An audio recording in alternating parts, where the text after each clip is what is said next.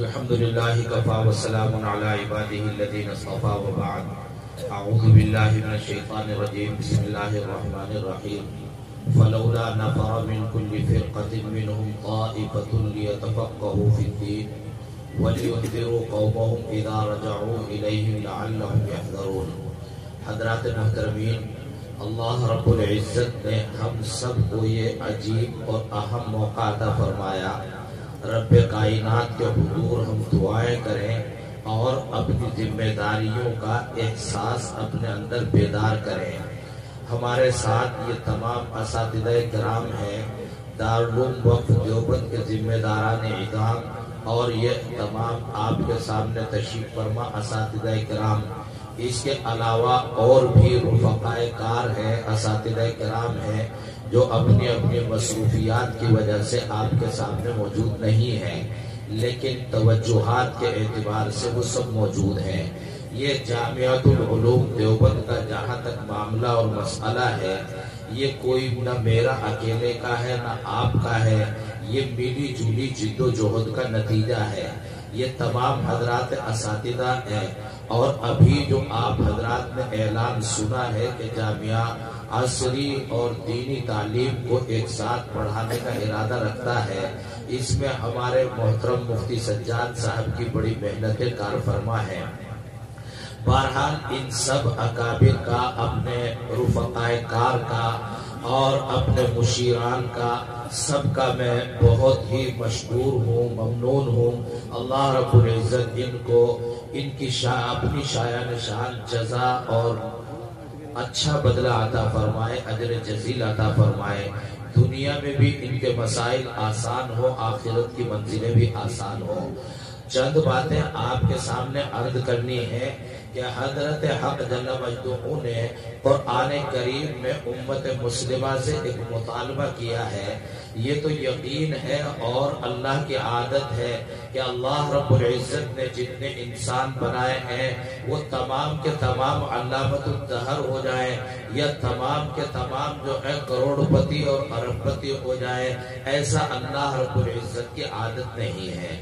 خداوند قدوس چاہتے تو سب کو علامہ بنا کر پیدا فرما دیتے، خداوند قدوس چاہتے تو سب کو ارب پتی بنا کر پیدا فرما دیتے، مگر عادت اللہ ازل سے جاری ہے کہ کوئی پڑھا لکھا ہوتا ہے، کوئی ان پڑھ ہوتا ہے، کوئی غریب ہوتا ہے، کوئی امیر ہوتا ہے، کوئی کالا ہوتا ہے، کوئی گورا ہوتا ہے، کوئی ناٹا ہوتا ہے، کوئی لمبا قد ہوتا ہے۔ یہ اللہ رب العزت کی عادت جاری ہے، لیکن اس عادت کے درمیان اللہ رب العزت نے برانگیختہ کیا اور مطالبہ کیا، فلولا نفر من كل فرقة منهم طائفة ليتفقهوا في الدين۔ قرآن کریم کو سمجھنے کے لیے، احادیث مقدسہ کے ارد ریزی کے لیے ایک جماعت کیوں تیار نہیں ہو جاتی؟ کیا ہو گیا ان زمانوں کو، کیا ہو گیا ان علاقوں کو، وہ اس کے لیے کیوں کھڑے نہیں ہو جاتے؟ یعنی اللہ رب العزت کا مطلوب ہے کہ ہر زمانے اور ہر علاقے میں کچھ لوگ قرآن کریم کے ماہرین ہوں، متبحرین ہوں، اور وہ قرآن کریم کو، احادیث مقدسہ کو گہرائی اور گہرائی سے سمجھتے ہوں۔ ان میں خطبہ بھی ہیں، ان میں واعظین بھی ہیں، ان میں تزکیہ باطن کے حاملین بھی ہیں، ان میں ہر طرح کے لوگ ہیں۔ لیکن جب اسلام کی ترجمانی سائنٹیفک انداز پر کی جائے گی تو پھر مفتیوں کی اور قاضیوں کی ضرورت پیش آتی ہے۔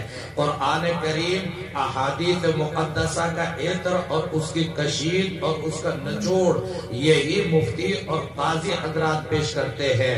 جب یجوز اور لا یجوز اور یحل اور لا یحل کی بحث سامنے آتی ہے، معاملہ ہوتا ہے کہ کریں یا نہ کریں، جائز ہے یا ناجائز ہے، حلال ہے یا حرام ہے، تو پھر ان مفتیوں اور ان قاضیوں کی ضرورت پیش آتی ہے۔ اس لیے ضروری ہے کہ مفتیوں اور قاضیوں کی ایک جماعت اس ملک کے اندر خصوصیت کے ساتھ باقی رہے اور بالعموم تمام عالم کے اندر باقی رہے۔ ہمارے علماء نے آپ کے سامنے بہت کھلے انداز پر باتیں پیش کی ہیں۔ قرآن کریم کا نہج انتہائی درجے بلیغ ہوا کرتا ہے اور بڑی باریک بینی سے اس کو سمجھنا پڑتا ہے۔ قرآن کریم نے اس سے آگے بڑھ کر ارشاد فرمایا کہ یہ جماعت تیار ہو وَلِيُنذِرُوا قَوْمَهُمْ إِذَا رَجَعُوا إِلَيْهِمْ، انہوں نے علم سیکھا تھا، ارشاد فرمانا تھا وَلِيُعَلِّمُوا قَوْمَهُمْ کہ یہ تو علم حاصل کر کے چلے ہیں تو یہ علم آگے سکھائے نہیں۔ ارشاد فرمایا وَلِيُنذِرُوا قَوْمَهُمْ، علم کتنا آئے گا یہ نہیں آئے گا، یہ انذار ان کی ذمہ داری ہے۔ قوموں کے اندر تقوی پیدا کر دینا، قوموں کو فتوے کے لیے ابھار دینا، فتوے پر عمل کے لیے ذہن سازی کرنا، یہ آپ کی ذمہ داری ہے۔ مفتی تو آپ بنے ہیں، آگے مفتی بنانے کی کوشش کیجئے۔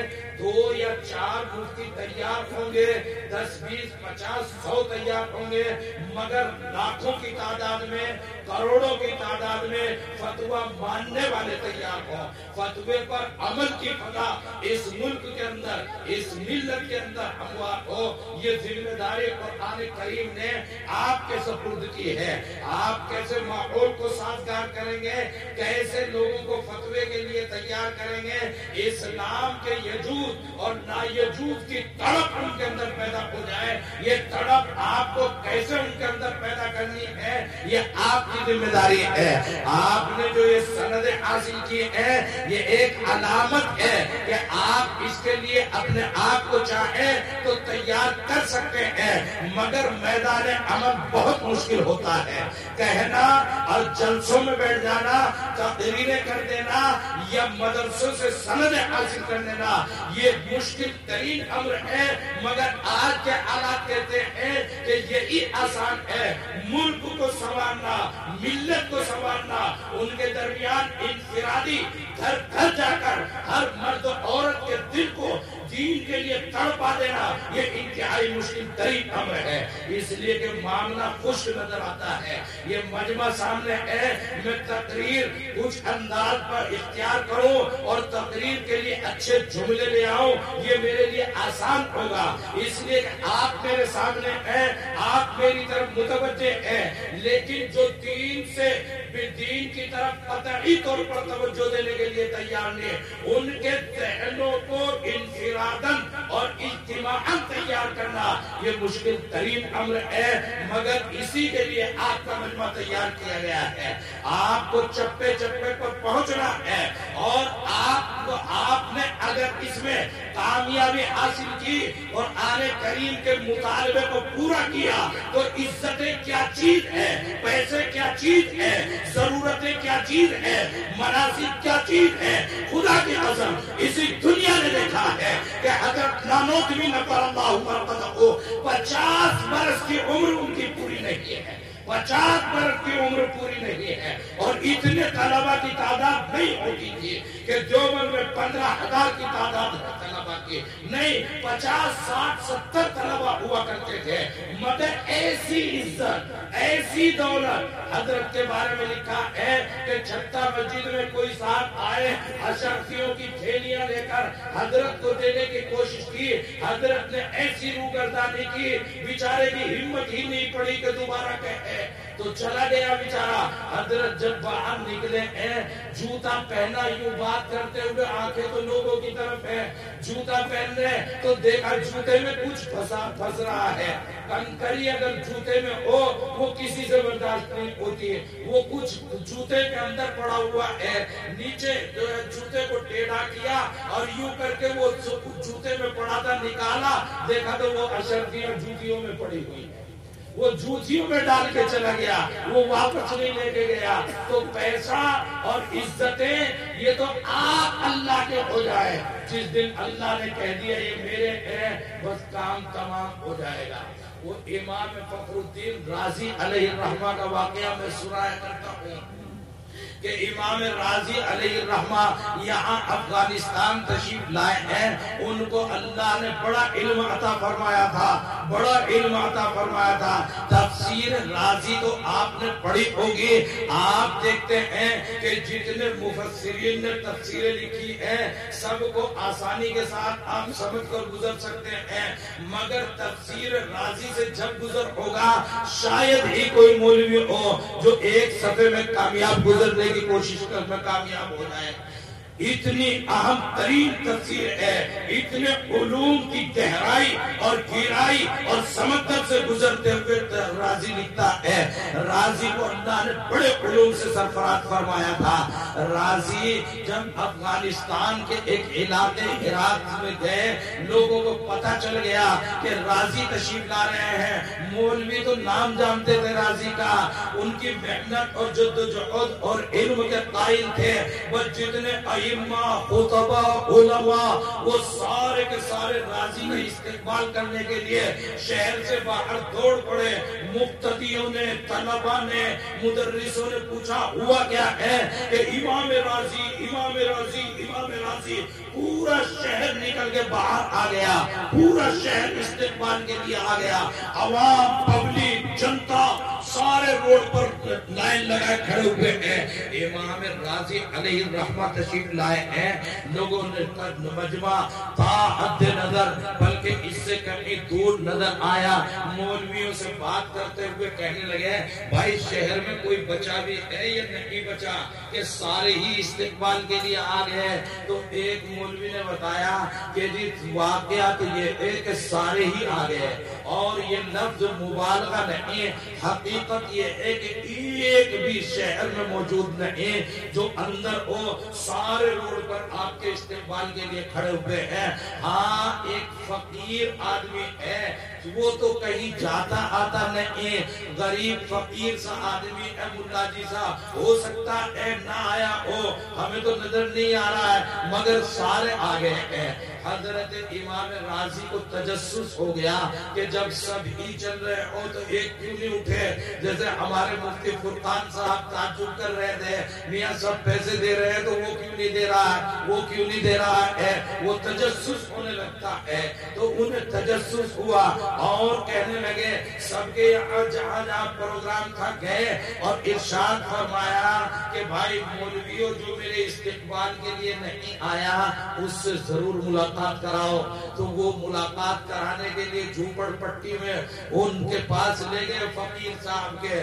فقیر صاحب کو دیکھا کہ ایک جھوپڑی میں رہتے ہیں، وہاں جا کر امام راضی کی سلام دعا ہوئی۔ راضی نے پوچھا کہ سارے علماء اور عوام میرا استقبال کرنے کے لیے آئے، میں تو کیا میرا استقبال کیا، مجھے اللہ نے مولویت عطا فرمائی تو یہ اس علم دین کے استقبال کے لیے آئے تھے، کیا آپ علم دین کا استقبال نہیں کرنا چاہتے؟ آپ کیوں تشریف نہیں لائے؟ بڑے میاں نے بڑی بے نیازی کے ساتھ جواب دیا کہ میاں میں لا یعنی کام نہیں کرتا، اور میرے آنے سے آپ کی عزت میں کوئی اضافہ ہونے والا نہیں تھا، میں فقیر آدمی ہوں، اور میرے نہ آنے سے آپ کی عزت میں کوئی کمی آنے والے نہیں تھے، اس لیے میں نے سمجھا کہ محمد اللہ یعنی کام ہے، کیوں اس کے لیے وقت دیا جائے، اس لیے میں نہیں گیا۔ یہ بے نیازی اور یہ جملہ امام راضی کے اوپر اثر انداز ہوا۔ امام راضی سمجھ گئے کہ یہ کوئی پہنچے ہوئے بزرگ ہیں، ان سے درخواست کیے کہ حضرت آپ کے سینے میں نور معلوم ہوتا ہے، بہرحال علم دین تھا، امام راضی بصیرت والی نگاہ رکھتے تھے، پہچان گئے کہ نور ہے، نور کو نور والا ہی پہچان پاتا ہے۔ ارشاد فرمایا کہ حضرت بڑے میاں صاحب مجھے اپنے دل سے کچھ نور عطیہ فرما دیجیے۔ وہ بھی تیار بیٹھے تھے مرید بنانے کے لیے، وہ بھی کوئی کم نہیں تھے۔ فوراً راضی کو گلے سے لگایا اور نور منتقل کرنا شروع کر دیا۔ یاد رکھو حدیث میں آتا ہے کہ جب کوئی برائی ہوتی ہے تو دل سیاہ ہوتا ہے، اور جب کوئی اچھائی ہوتی ہے تو دل کے اندر نور پیدا ہوتا ہے، دل روشن ہوتا ہے۔ انہوں نے دل کو دل سے لگایا اور راضی کو چمٹا کر کھڑے ہو گئے، کھڑے رہے، تھوڑی دیر میں راضی کو چکر آنے لگے، ایسا ہو گیا جیسے بی پی لو ہوا کرتا ہے اور آدمی کی طاقت کمزور پڑتی چلی جاتی ہے۔ وہ کان میں کہنے لگے کہ حضرت یہ میرے ساتھ کیا ہو رہا ہے، میرے تو بدن سے کچھ نکلتا ہوا دکھائی دے رہا ہے۔ تو بڑے میاں نے ارشاد فرمایا کہ جو تو نے دنیاوی علوم حاصل کیے تھے ان کا جو بھوت ہے، ان سے جو انسان کے اندر بڑکپن پیدا ہوتا ہے، وہ اصلی علوم عجیب و غریب انداز کے تھے۔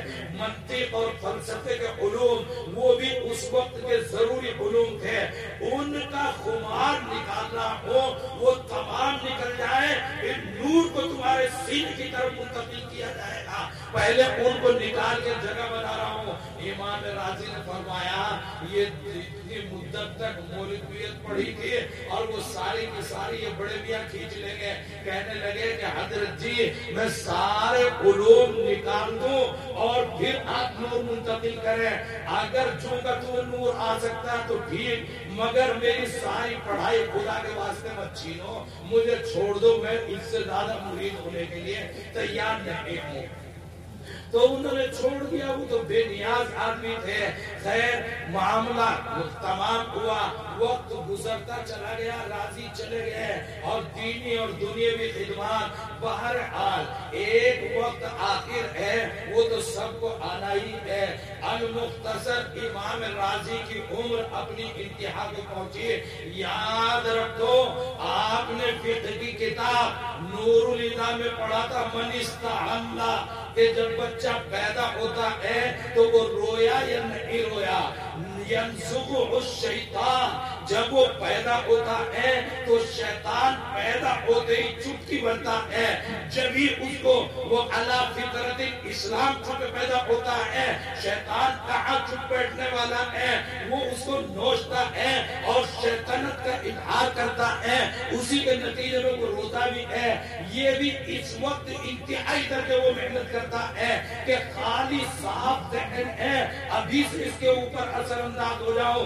ساری زندگی محنت کرتے کرتے جب مرنے لگتا ہے پھر اس کی انتہا نہیں رہتی کہ وہ سوچتا ہے کہ تیری ساری زندگی بیکار ہو گئی محنتیں، اس لیے کہ یہ تو آج بھی ایمان پہ جا رہا ہے، شیطان چاہتا ہے کہ کفر پر چلا جائے، مرتے ٹائم نزا کے عالم میں پھر محنت کرتا ہے۔ وہی ٹائم تھا راضی کے پاس شیطان آیا اور سمجھ گیا کہ راضی بڑے مولوی ہیں، کس طرح ان کو پٹکنا ہے، کس طرح چیت کرنا ہے۔ وہ اپنے حربے اختیار کرتے ہوئے کہنے لگا کہ مولوی صاحب دنیا سے جا رہے ہو، بتاؤ اللہ کتنے ہیں، ایک ہے یا متعدد ہے؟ امام راضی نے کہا کہ اللہ ایک ہے، اس میں کیا شک و شبہ کہ کوئی دلیل تیرے پاس ہے کہ ایک نہیں 360 دلیلیں اللہ تعالیٰ کے ایک ہونے پر میرے پاس موجود ہے۔ بس دلیلیں دینی شروع کی اور شیطان تو بڑا پڑھا لکھا، بڑا حربے والا اور فقار ہے، اس نے دلیلیں توڑنی شروع کی۔ 359 دلیلیں امام راضی وحدانیت پر دے چکے تھے اور شیطان توڑ چکا تھا، صرف ایک دلیل باقی رہ گئی تھی۔ اگر وہ دے دیتے اور شیطان توڑ دیتا، مناظرے کا ضابطہ ہے مولویوں کہ جناب یا تو آپ آ جائیں یا ہم آ جائیں، وہ تو دلائل پہ چلتا ہے۔ تو بس اب دلیل ختم ہو رہی تھی اور امام راضی شیطان کے قبضے میں آنے ہی والے تھے۔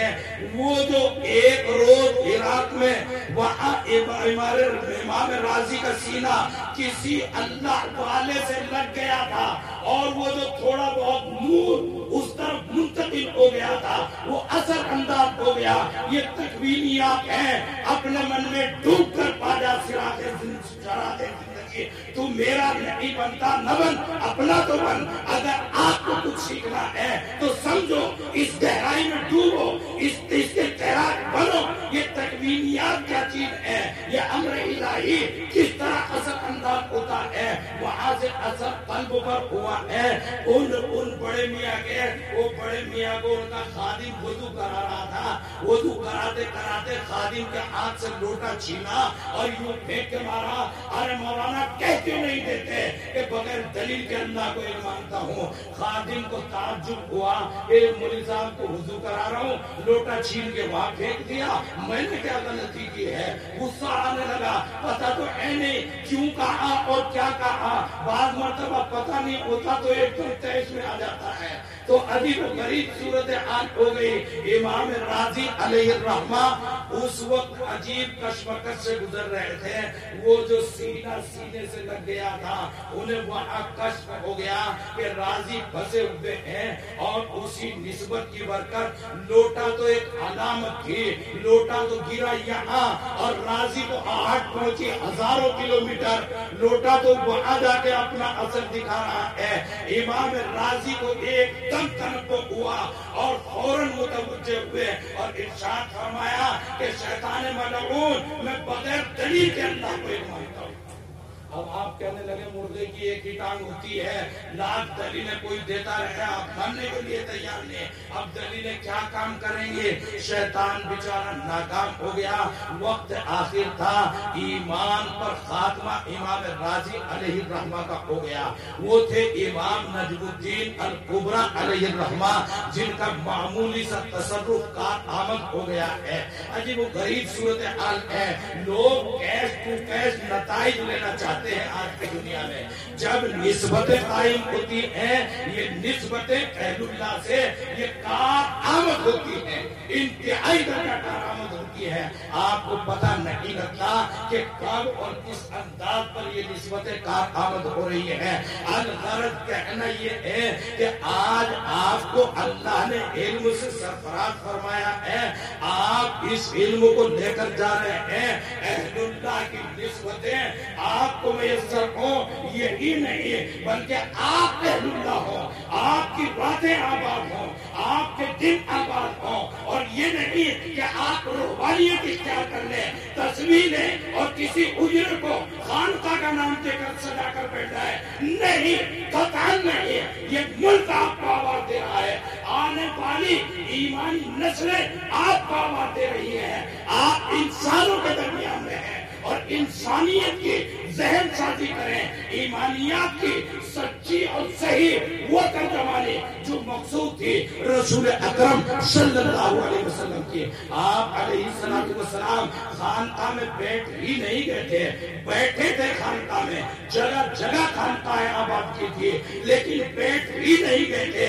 فتوحات بھی رسول اکرم صلی اللہ علیہ وسلم کی ہے، کمان بھی رسول اکرم صلی اللہ علیہ وسلم کی ہے، پکڑ بھی رسول اکرم صلی اللہ علیہ وسلم کی ہے، افو درگزر بھی رسول اکرم صلی اللہ علیہ وسلم کا ہے، سیاست بھی ہے، سماج بھی ہے۔ مولویوں، اب تک ہم نے یہ کہا تھا کہ ہم مولوی لوگ ہیں، مسجد اور ممبر و محراب کے لوگ ہیں، ہم اسلام سے سیاست کی حفاظت کریں گے، نہیں، آج کا مطالبہ کھڑا ہو رہا ہے کہ سیاست سے بھی اسلام کی حفاظت کرنا آپ کی ذمہ داری ہے۔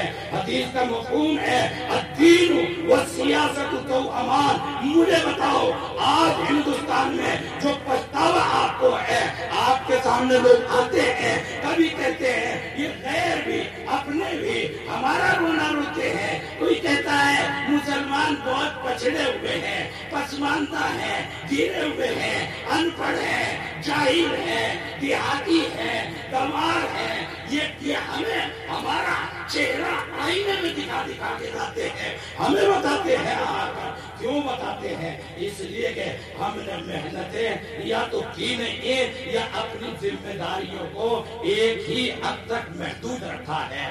ہمارے ایک ابھی اس کلمات تشکر میں کچھ اشارہ کر رہے تھے، عجیب و غریب صورتحال ہے۔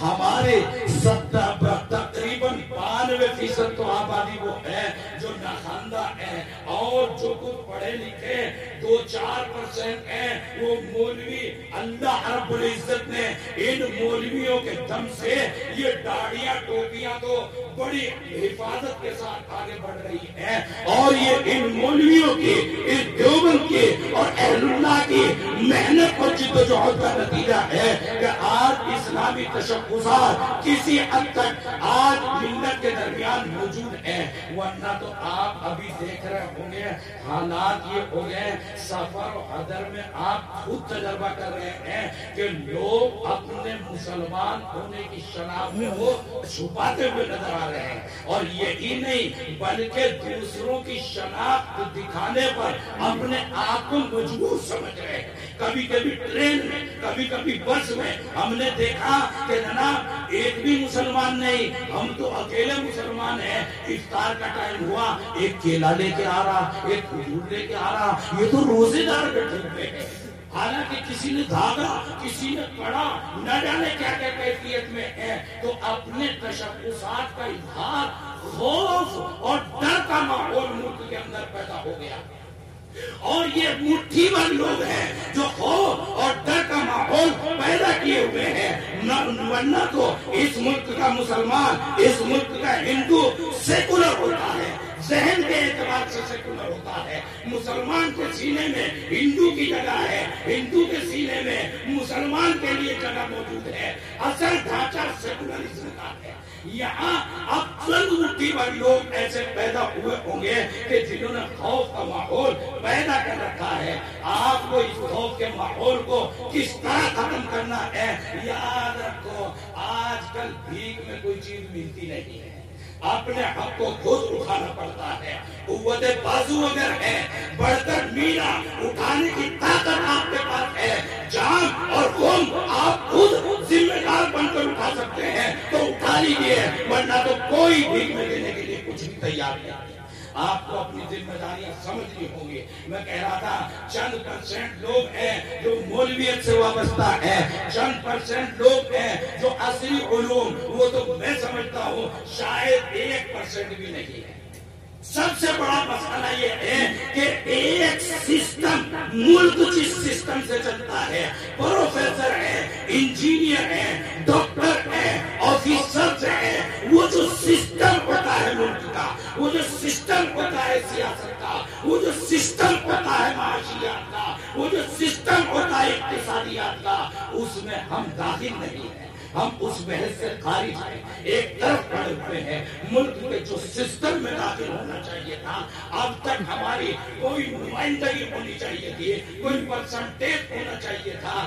اگر ہم جاگ رہے ہیں تو بڑی دیر سے جاگ رہے ہیں، اگر کوئی سسٹم میں داخل بھی ہے، اللہ رب العزت ان کو جزائے خیر دے، وہ ہندو، مسلم، سکھ، عیسائی سب کو ساتھ لے کر چلنے کی کوشش اور جد و جہد کرتے ہیں، مگر قرآن کریم کے ماہرین نہیں ہوتے، احادیث مقدسہ کے ماہرین نہیں ہوتے۔ یہ احادیث مقدسہ کے ماہرین رسول اکرم صلی اللہ علیہ وسلم کی سیرت طیبہ کے چاہنے والے اور اس کو سمجھنے والے، اس کی نزاکتوں کو سمجھنے والے، یہ لوگ جب عصری علوم کو حاصل کرتے ہوئے ملک کی سیاست کا، ملک کی باغ دور کا، ملک کے سسٹم کا حصہ بنے گے، اور تمہارے سامنے لوگ موجود ہیں جنہوں نے محنتیں کی اور ملک کے سسٹم میں داخل ہوئے، آج وہ چھائے ہوئے ہیں۔ آج اگر آپ محنت کرنی شروع کر دیں، میں نے جو یہ کہا ہے کہ جامعہ یہ چاہتا ہے کہ الف باتا بھی ساتھ ساتھ پڑھے، آ ای او بھی ساتھ ساتھ پڑھے، اے بی سی ڈی بھی ساتھ ساتھ پڑھے۔ یاد رکھو یہ ماہر مولوی ہو، اور 12ویں کلاس تک میں کہہ رہا ہوں کہ نظم کر رہے ہیں، آگے بڑھے گا، اللہ رب العزت ترقی دیں گے، وہ سسٹم میں داخل ہوگا، وہ ایس ڈی ایم بنے گا، وہ ڈی ایم بنے گا، وہ ڈاکٹر پروفیسر بنے گا، انجینئر بنے گا، تو انشاءاللہ ثم انشاءاللہ جب مولوی اس کام کو کرے گا، بصیرت کے ساتھ کرے گا، وہ تقاضے برادران وطن کے بھی سمجھے گا، ملت کے بھی سمجھے گا۔ سسٹم کا حصہ جب تک نہیں بنو گے، کوئی بھیک میں آپ کو دینے کے لیے نہیں آئے گا۔ یاد رکھو آپ کو محنت و جد و جہد کرنی پڑے گی۔ آپ جن جماعتوں یا پارٹیوں کو الزام دیتے ہیں انہوں نے محنت کی سسٹم میں داخل ہونے کے لیے، وہ سسٹم میں گھسے ہوئے ہیں۔ آپ سسٹم سے باہر ہیں، وابلہ مچاتے رہیے، تڑپتے رہیے اور اپنا رونا روتے رہیے، کوئی رحم کھانے والا نہیں ہے۔ ساحل کے تماشائی ڈوبنے والے پر افسوس تو کرتے ہیں پر امداد نہیں کرتے۔ آپ ڈوبتے رہیے، دنیا زیادہ یہ کہے گی بہت غلط ہوا، بیچارہ ڈوب گیا، بہت برا ہوا، مگر کوئی اپنے لباس کو بھگونے کے لیے تیار ہو اور کود کر ندی سے آپ کا ہاتھ پکڑ کر باہر لے آئے، ایسا کوئی کرنے کے لیے تیار نہیں۔ آپ کو خود سسٹم کا حصہ بننا پڑے گا۔ جامعہ نے یہ طے کیا ہے، ہم نے 5ویں تک کے داخلے ابھی شروع کیے ہیں کہ مولوی بھی وہی بنے اور وہ اس سسٹم کا حصہ بنے، اصل علوم کا ماہر بھی ہو۔ یہاں جامعہ میں ہمارے پاس کیا ہے؟ دینا آپ کو ہے، ایک سسٹم ہے، ایک رونا ہے، جو رو رہے ہیں آپ کو چندہ دینا ہے اپنے بچوں کا، آپ کو اپنے بچے پڑھانے ہیں۔ میں نہیں کہتا کہ آپ دوسروں کے بچوں کے لیے چندہ دو، اس سے کیا بحث ہے؟ ملت کے بچے ہونے چاہیے، آپ کا بچہ ہو، آپ کا بچہ ہو، آپ کا بچہ ہو۔ ہم نے ابھی ہمارے پاس ساز و سامان نہیں ہے، کھانے کی فیس رکھی ہے، خالی کھانے کی فیس کہ 36,000 روپے سالانہ، اس کے 2 ٹائم کے کھانے کی ہے، بلکہ بنتا بھی نہیں ہے جو ہم نے کھانا طے کیا ہے۔ ہوٹل والا تو کہہ رہا ہے کہ اس میں کسی طرح نہیں ہوگا جو آپ کا مینو ہے، مگر ہم نے تھوڑی سی فیس 2 ٹائم کے کھانے کی، ناشتہ جامعہ کی طرف سے ہوگا، کپڑا دھلائی دھوبی کا خرچہ جامعہ کی طرف سے ہوگا، تعلیم جامعہ کی طرف سے ہوگی، اور رہن سہن بجلی پانی کمرہ وہ سب جامعہ کی طرف سے ہوگا۔ صرف 2 ٹائم کا کھانا، یہ آپ کی بچہ جس کا ہے وہ 2 ٹائم کا کھانا اپنے بچے کو اپنے گھر میں کھلاتا ہے، یہاں کھلا لے۔ صرف اس کے لیے ہم نے 36,000 روپے سالانہ فیس رکھی ہے۔ آپ سے مطالبہ یہ ہے کہ بچوں کو بھیجو، وہ پڑھیں اور کامیابی کی منزلیں طے کریں۔ ہاں، یہ بہت ممکن ہے کہ آپ کے بچے نہیں ہیں، عبداللہ کا پیسہ ہے، عبدالخالق کے بچے، عبدالخالق کے بچے ہیں، عبدالمالک کا پیسہ، ایسا ہو، لیکن ملت کسی طرح تیار ہو۔ یہ جاگنے کا ٹائم نہیں، یہ تو سونے پر پچنے کا ٹائم ہے۔ آج تک ہم جو سوتے رہے، اب تو آئینہ سامنے ہے، اب تو سوارنے پر صورت ہے۔ آپ کو سیاست، آپ کو ماحول بتانے کی ضرورت نہیں، آپ خود خبردار ہیں، متنبع اور متوجہ ہیں۔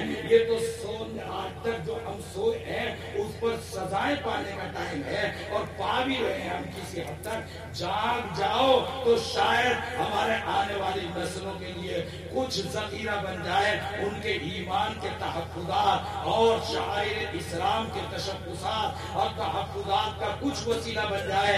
اس لیے یہی نہیں کہ جامعہ ایسا کرے، یہ تو دیوبند ہے، مرکزیت ہے، ایک نمونہ اگر دکھا دیا تو انشاءاللہ چپے چپے پر اس طرح اسکول اور مدرسے قائم ہوں گے۔